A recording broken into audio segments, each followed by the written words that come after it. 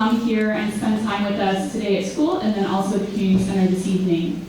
His introduction is also here on the slide, which I will use to introduce him. So during the height of the Cold War, as a G2 undercover political operative for the U.S. Army Intelligence, Werner conducted authorized espionage missions behind the Iron Curtain. Apprehended in action in 1955, he was accused of and tried for anti-communist activities. He was sentenced to 13 years of incarceration for so-called crimes against Article 6 of the Constitution of the German Democratic Republic, also known as East Germany. As a political prisoner, he spent 6 years of his imprisonment in the infamous underground torture chambers of the Stasi secret prison in Berlin, Hohenhausen, the notorious Red Ox in Halle, and other inhumane, barbaric prisons such as Brandenburg-Gurden Penitentiary. Currently, he is a Cold War historian who lives in the Midwest, near Chicago, and we're lucky enough to have him here today. So let's give him a round of applause.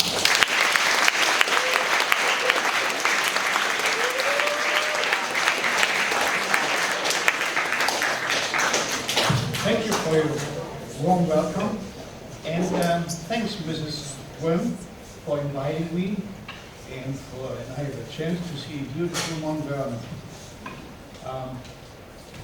Let me ask you a question before I start my program. Anybody ever heard that name, Raymond Benson? Hands up. Raymond Benson. Raymond Benson. Anybody ever heard that name? James Bond. So, and we always think when we read a James Bond that it's written by Ian Fleming, right? Ian Fleming? Well, the story is like that. Ian Fleming only wrote 5 books, and there are 49 James Bond books on the market. And the majority, or great majority, of those James Bond books are written by Raymond Benson. And I met Raymond Benson, the author, some time ago, and we just had a conversation, and I said, you know, Raymond, gosh, how have you written all those books? You know, they keep half of the world through the night awake, and then where did you meet all those spots?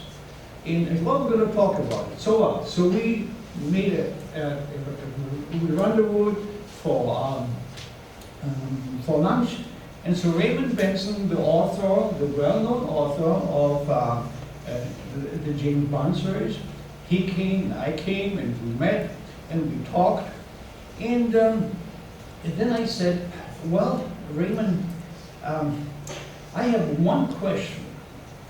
With all those books which you have written, how many spies have you actually met? Oh God, well, you know, just nobody ever asked me that question, but since you are asking me that question, I'm puzzled myself. As a matter of fact, I never have met a spy. You are the very first one I ever met. And saying that, he just gave me a little present, and he said, you know, just fresh off the press, this morning, a new book came out, and I will give it to you. Okay. James Bond, High Time to Kill. And everybody thinks, well, it's again Ian Fleming. And nobody really reads the name of the author, which is very small, written very small, Raymond Benson. We all think Ian Fleming wrote those books, and it's not so. And he took that book, and he autographed it for me, and he wrote down, to Werner, the real one, the first real one. So I just thought I plug it in here.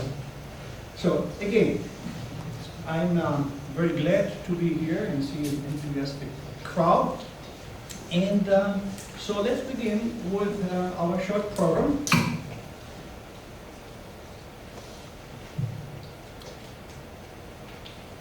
So, we have the objective and agenda. And today, we will discuss espionage 101. There is such a thing, 101. I don't know what you get, but you get it from me. So, the basic definition and history.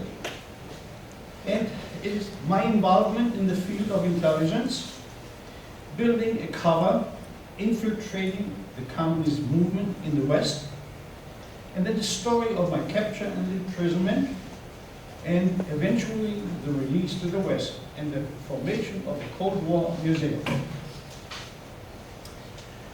One of the world's oldest professions. So, some 4,500 years ago, according to the Old Testament, reading from the book of Numbers, chapter 13, verses 17 to 33, the Lord said to Moses, "Send men out to spy out the land of Canaan, going to the Negev and going up to the hill country and see what the land is like and see the people who dwell in it. Are they strong? Are they weak? Few or many? Are they tall? Are they small? And the cities they live in, are these camps or strongholds with walls around them? And the swords. And the swords. Are those short or long?" After 40 days, these men returned and reported their findings, making this the oldest reported spy mission in the world, and also the world's second oldest profession. Now, some post-Bible study lesson, not for you, but this is only an information for people who slept and didn't pay attention during Bible studies. And you see in chapter 13, it says, "Send men out to spy," and spy out the land, and spying out the land. So, in other words, what does it tell you? It tells you, if you would take the Bible, and you would read the Bible from the very first sentence, in the beginning to end, you only find once in the entire book that God created one profession. And that basically, whether you believe it or not, is a spy. Right in here. So in other words, a spy is the creation of God. Now, if you do not agree with me, just go ahead. Next time you see your priest, rabbi, or pastor, then tell him he should not teach that garbage in the Bible. Because I told him this is what God created, the only profession. And everybody thought God created the lawyers. Not true. So, let me give you an introduction to espionage 101. And let's clear up a few things about espionage. Espionage is nothing like what you see in James Bond movies, I told you. Made up. It's not a game, much more brutal and depicted than in fictional works. A real spy is the smallest military unit with no protection from the normal laws of war. Missing any detail can result in a failure, capture, and or death. Very high stakes. An army without spies is like a man who's walking without ears and eyes. Critical to gather the proper information to guarantee the success of the military action. It is to gather intelligence, and I was a gatherer. Espionage, a weapon during the Cold War. World War II had not come to a closing yet when the Cold War I began. How did it start?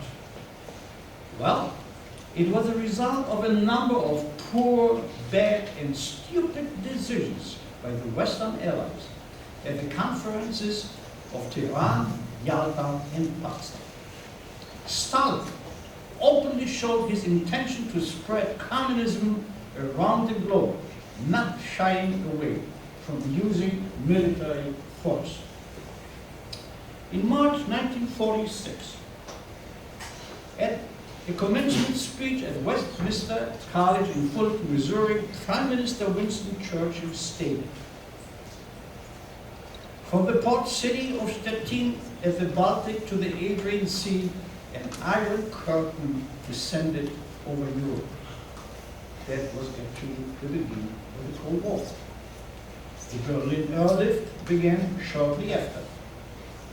And the West woke up when it realized 4.5 million Red Army troops were stationed in Poland, Hungary, the Soviet zone, and they were ready to push westwards to the Atlantic.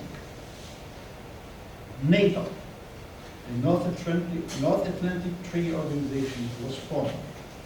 The answer from the opposing side was the creation of the Warsaw Pact.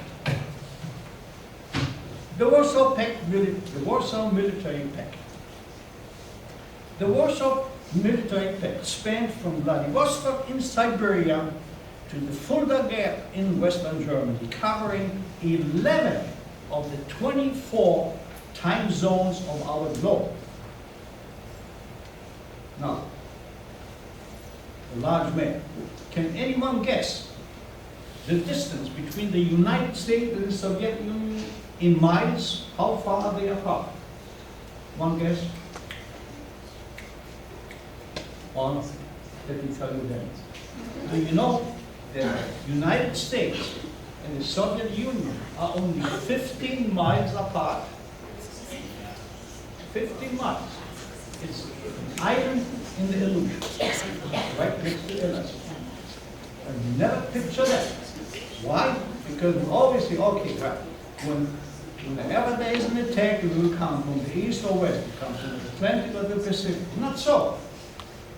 Later on, we know the attack was the missile attacks which we were afraid of would come right across the North Pole. And who of you visited the Cold War Museum who was on a trip in Milwaukee? Anyone? Well, those who went there, they actually saw what I was talking about. Okay, who belonged to the Warsaw Pact? Now, these are the Pact members of the Warsaw Pact: Albania, Poland, Czechoslovakia, the Soviet Union, the German Democratic Republic, Romania, Hungary, and Bulgaria. And the pact was established in 1955 and disintegrated 1991 with the fall of the Soviet Union. And that was actually then the end of Cold War I. The Berlin Wall. The Cold War was most visible here at the Berlin Wall, where NATO and the Warsaw Pact maintained a threatening powder keg set to explode at any time. So Berlin actually became a bloody battleground. In Checkpoint Charlie, the confrontation at Checkpoint Charlie happened during the height of the Cold War, where US and Soviet tanks were standing just few feet apart, barrel to barrel, and loaded. And here the world waited for the first shot. And all wars, regardless, small or large, they all start with what? With the first shot. And the world was waiting for the first shot, waiting right here at Checkpoint Charlie. And it was only some unexplained luck that it did not happen. Let's talk about my mission. My mission beyond the Iron Curtain. And my mission was Soviet airfields. So back in August 1955, I am crossing the Iron Curtain into East Germany. And my mission is the same as it was 4,500 years ago as I opened that program here. Because it has only one objective. Go and see the swords. Are they long or are they short? but it's basically go and detect the weaponry of our foes. On this times, the swords I am talking about, 4,500 years later, were Soviet fighter jets, MiG-15s, MiG-17s, the fuel depots, radar installations, and troop movements. And then something happened. My capture. And you see, agents, G2 agent Marcus lost in action. And then we see a little communication between some sources in the West, and it says, as of 9:15, the intelligence operative, also known as Werner Marcus and Stanisław Swoboda, failed to maintain contact with his G2 base in Western Germany. So, what happened to Agent Marcus? Well, an 11 months silence set in. So let's go back to the U-boat. What is the U-boat? So let's backtrack a few years to the end of World War II, to the occupation of Germany. In October 1946, the KGB established an underground central detainment prison located at Hohenschönhausen in East Berlin. And a section of cells were without daylight. This is the so-called U-boat submarine. And the treatment of prisoners included physical violence, disorientation, feeding salty food with the absence of water, psychological torture, isolation, standing only in water cells, cold cells, heat cells, water cells, noise cells, and all these cells which you can think of. These were the most common physical tortures. And as you look at the picture that we inserted, if you look at the picture, who has heard or who has seen the movie Bridge of Spies? Anyone? Okay. If you look at this here, at that section here, the underground, on the other side there is cell 12. And all the pictures in Spielberg's movie, Bridge of Spies, were shot in that underground prison. And the scene with an American student, prior, is a professor now in Northeast, that was shot in cell number 12. And I will introduce you now to cell number 12. Let's look inside this KGB prison. There you see cell 12. During the last days of November 1955, this underground KGB Stasi interrogation cell in East Germany had 2 men. Prisoners number 12-2 and 12-3. From here, prisoner 12-2,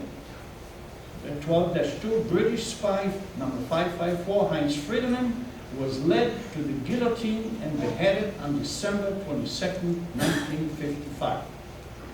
Prisoner 12-3, G2, United States Army Intelligence Operative Werner Juretzko, received a sentence of 13 years and was transported to a maximum security prison.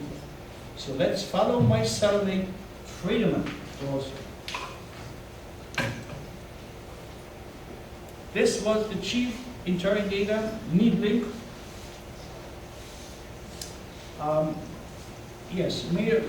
Major General Niebling, after the collapse of the German Democratic Republic, he was Friedemann's interrogator.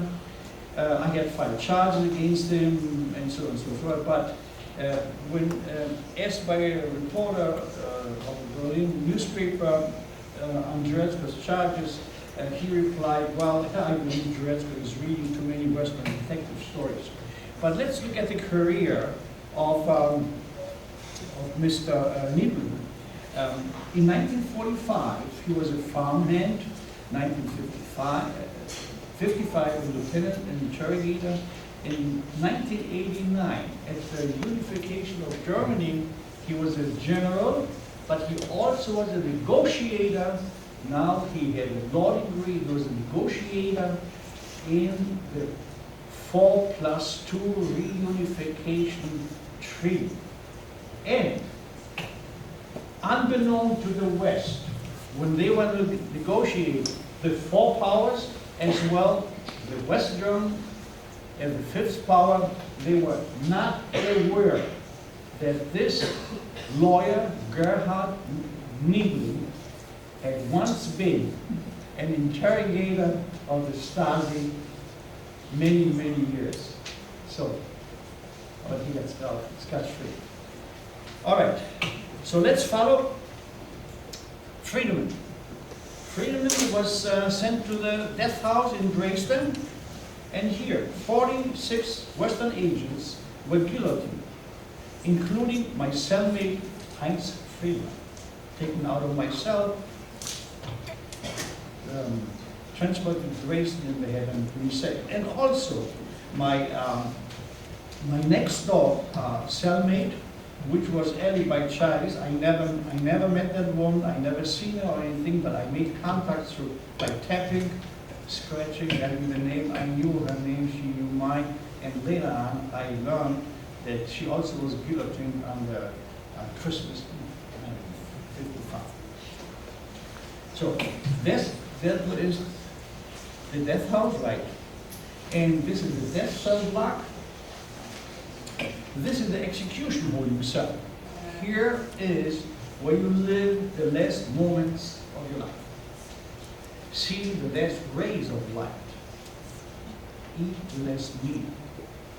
Mumble the last prayer. And with an undescribable fear, you will enter the world of darkness forever. And here, this is the guillotine. And the execution lasted 2 seconds. Let me read the official execution, the official death certificate of my cellmate, British Spy 534, and in that death certificate, signed by the head surgeon, general surgeon of the German Democratic Republic, which is equivalent to our Surgeon General. He signed this document, and on a cause of death, you can read it right there. He signed in Akutes Kreislaufherzversagen. That means a heart failure.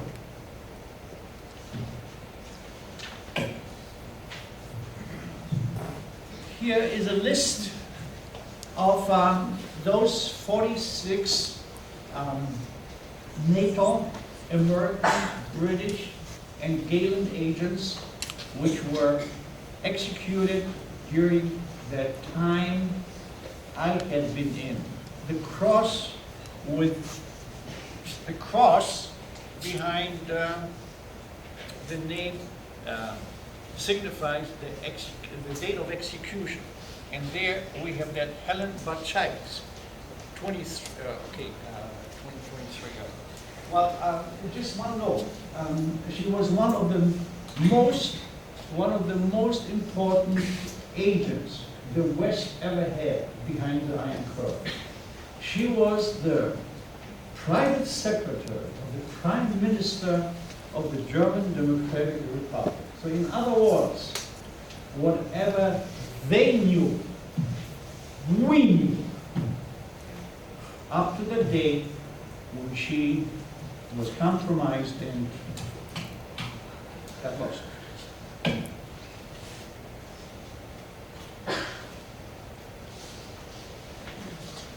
Well,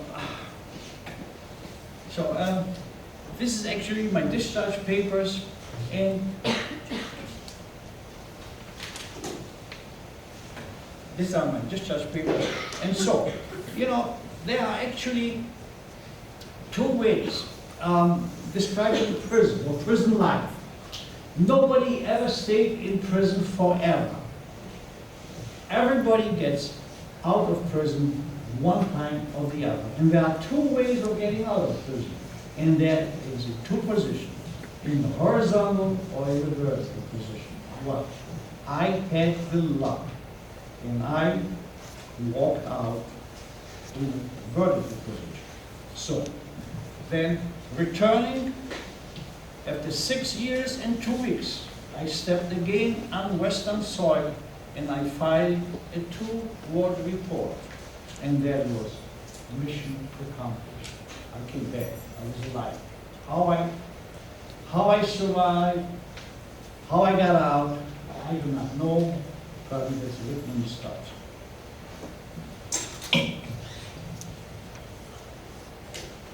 There is, okay, espionage, a weapon during the Cold War. This is the Waukesha missile base, and that is where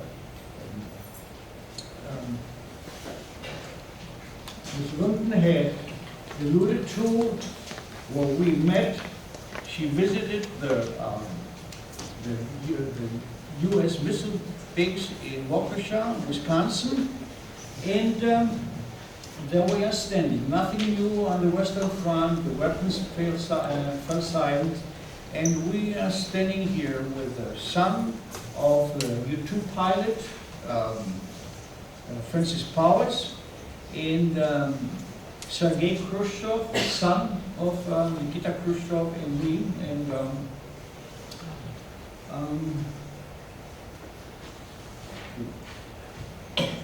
and there's one of my most interesting shots I ever had, and that is inside that missile base.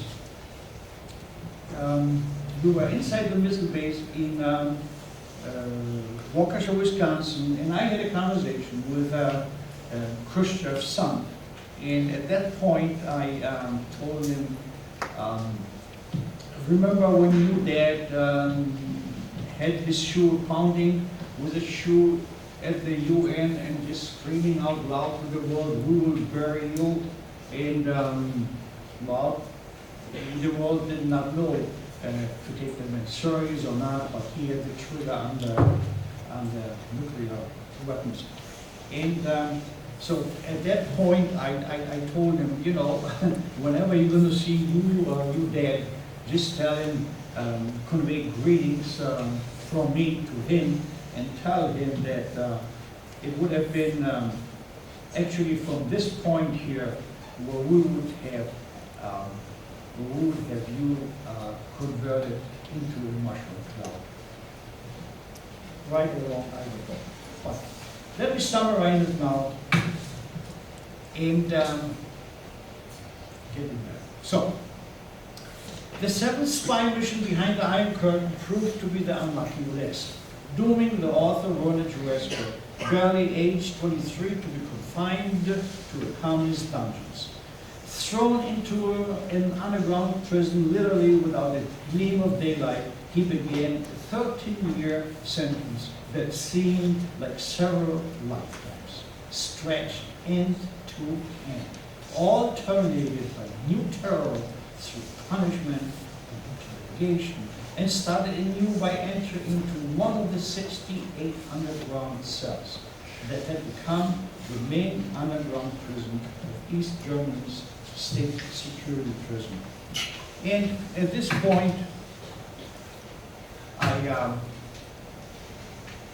stopped with the presentation, and if anybody has a question or two, whatever time is remaining, please feel free to ask me any questions, but let me tell you, if there is a question I don't like, I won't answer.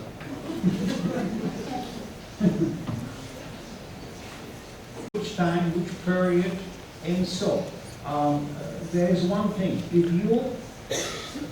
If you follow the Geneva Convention, in the Geneva Convention, there is the calorie count stated to feed a prisoner.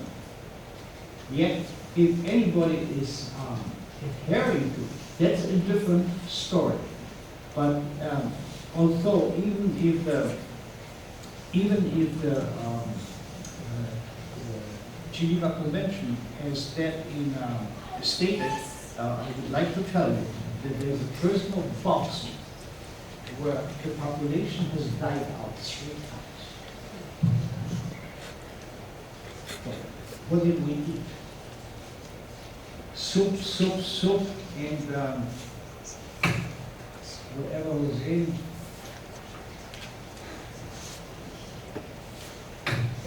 I couldn't answer. It's a survival mode.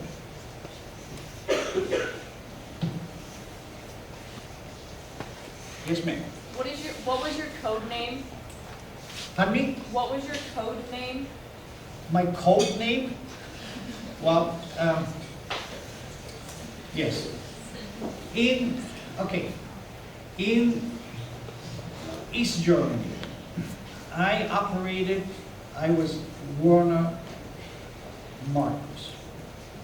There was a Werner Marcus, my identity was Werner Marcus, whatever they had, on the social security number and work papers and whatever. Very legitimate, okay? And Stanisław Sloboda, that was my identity in Poland. By the way, I do speak a few languages, so that makes it easy. Yes, ma'am. How many languages can you speak? Well, I was raised in, I grew up in 2 languages, in German and Polish. And then we also spoke Russian and a little bit of English, and I know, see, 4 languages. And I do write in 4 languages. Yes, ma'am. Did you ever get rewarded for being a spy? Could you speak out loud? I don't know. Did you ever get rewarded for being a spy? Rewarded for being a spy.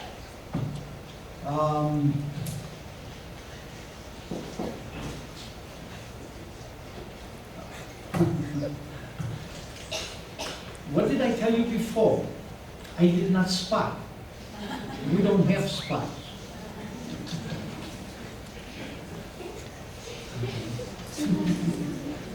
Yes. Were you always a Christian, or did you decide that, or during your time being a spy, did that change? Say it again. Were you always a Christian, or before Catholic position, or did you become a Christian through your prison and everything? I do not get you Christian. Do you feel, If I'm a Christian, were you a Christian? Were you raised a Christian? yes. I was. The question was if I was raised Christian. Yes, by faith, I'm a Roman Catholic, yes. And by the way, let me put it this way. Just since you are steering me in that direction, it was basically a pillar of my strength. And well, let me even make this statement very, very openly here as I'm standing. I would not be standing if, let's say, my mother would not have taught me how to fold my hands and to pray. This is the absolute truth. Yes. Way back. When did you decide to become a spy? Not a spy. All right, let me put it this way. As I told you before, number one, I don't know when that word spy came in. Categorically, we do not spy. That is always done by the other side. We just gather intelligence. Now, and the other thing is, there is a time, when did you decide to become a spy? No, there is not such a thing that really exists. Just go any place, there's a door with a sign, spy off. Because there isn't something. It is basically from an intelligence in every country has to safeguard its security. So it has an office of information gathering. That is what it is. And they will apply all methods to do so. So basically, wherever they think there is an area which deserves a second look, then they have to go and look at it, and if they can look at it, well, then they have to infiltrate it. Oh, that way it comes, there where the gathering comes in. So basically, somehow, I am writing about it in details, I appeared on the radar screen of an intelligence service, which saw and felt at that time. You know, we often talk to this fellow and talk with him a little bit and see if we can, via him, infiltrate the thing. So basically, and we can talk about it, my success and my beginning in the intelligence service was the infiltration of the Communist Party and subversive organizations. And that is what I did very successfully. So,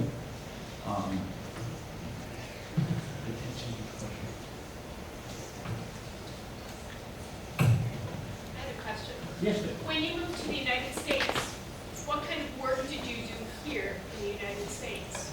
And when did you move here? Upon my release in 1961, I moved to the States in 1964, and my education was interrupted, so I made my engineering degree, and later on, for the past couple dozen years, I had my own manufacturing. Yes, ma'am. Why did you decide to film a spy? Why did I become a spy? No. That is not a bad question. But not a spy or whatever. No. You know, there are few things in life, and that goes for everybody. There are two motivating powers in life, which drive us forward, and that is love and hate. And these are big motivators. Either one, you are ready to exercise it in both cases to the utmost, even to death. You know, there are a lot of actions which resulted in death through love, jealousy or whatever, and through hate. And my motivating power was to get even with one system which I just hated with an unforgivable passion, and that was communism. So, at this point, I was just about ready to sign the pact with the devil, so to speak. So these are the motivators. So my motivating power, my driving force was a hate, dislike and a hate. It wasn't something like, it never was something like money. money in intelligence and espionage. Once that question is brought up, it's gone. You know how it is. Money corrupts. More money corrupts more. Yes? You can have one more question. Yes? One more question, and then we have to close it as well. Yes? So here, okay.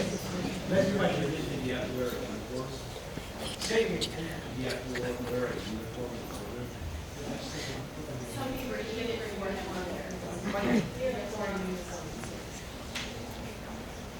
As a matter of fact, yes, it's in another book, and I can just show it real fast, right?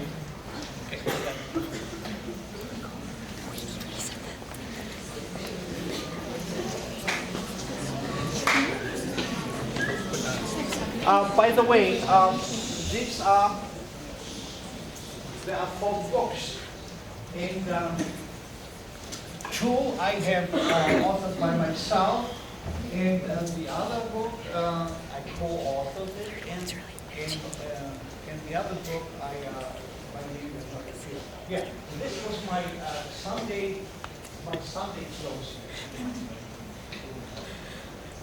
Actually, the red band signified maximum security. That meant that maximum security prisoner could not have been, he could have been seen by other prisoners, but not contacted by other prisoners. In other words, when I was led from one part to the other, and there was a column of 30 other prisoners, when the red one, we called him red one, when that red one was guided from point A to point B, the entire column had to stop, face the wall until the red one passed by. So, well,